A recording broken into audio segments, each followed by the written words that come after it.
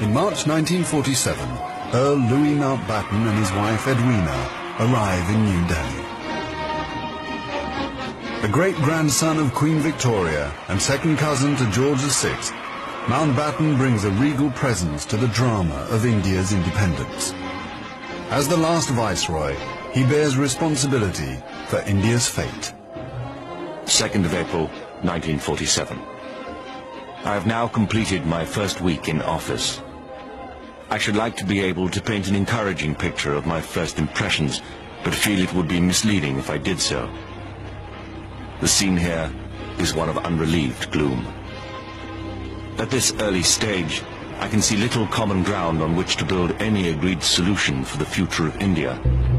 The only conclusion I have been able to come to is that unless I act quickly, I may well find the real beginnings of a civil war on my hands.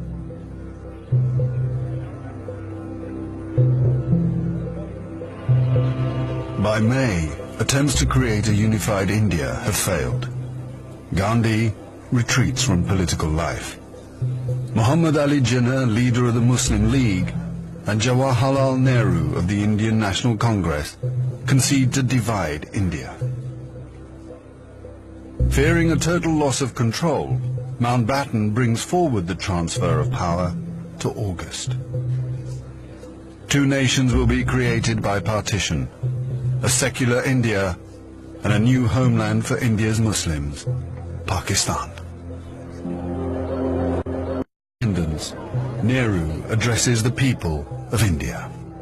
Long years ago, we made a tryst with destiny, and now the time comes when we shall redeem our pledge. At the stroke of the midnight hour, when the world sleeps, India will awake to life and freedom.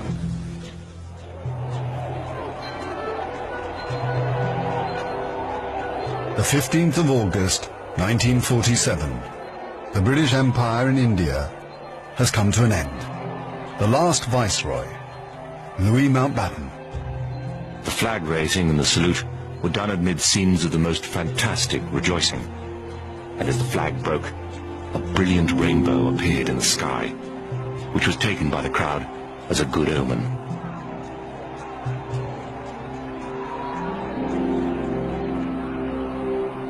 Qasim Muhammad.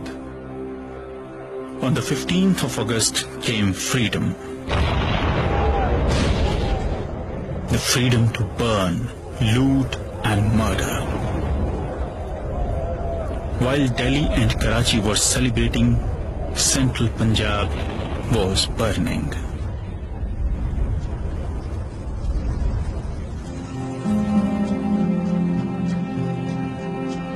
Between August 1947 and March 1948, 4.5 million Hindus and Sikhs are forced to migrate from Pakistan to India. 6 million Muslims must move in the opposite direction. Britons and Indians witness the bloodshed. Shahid Ahmed. It is a battleground. People have gone mad. Trains to Pakistan are being looted and occupants slaughtered.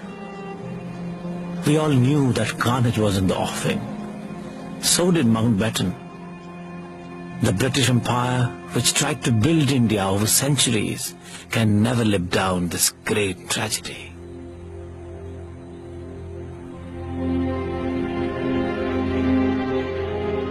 Lieutenant Colonel Hubert Boyd Hudson.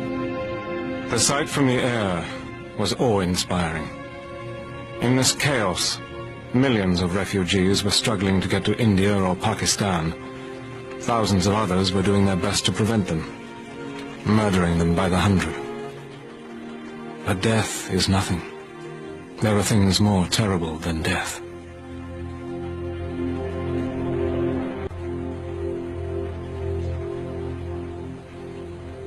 Ten million people are displaced in the partition of India. 1 million are dead.